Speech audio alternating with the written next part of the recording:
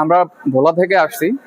ঢাকায় আসার পথে উনার শারীরিক অবস্থা অনেক খারাপ হয়ে যায়। মাঝপথে আমরা বাংলাদেশ কোস্ট গার্ডের জরুরি সেবায় 16111-এ ফোন দিয়ে আমরা তাদের সহায়তা নিই।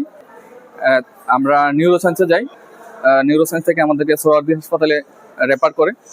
আপনারা আপনাদের এই সেবার মাধ্যমে দেশে অনেক সাধারণ রোগী উপকৃত হবে। তো ইমার্জেন্সি এই সমস্ত রোগীগুলোর জন্য এই কোস্ট গার্ডের জরুরি সেবাটা অত্যন্ত উপকারী। ধন্যবাদ বাংলাদেশ কোস্ট গার্ড।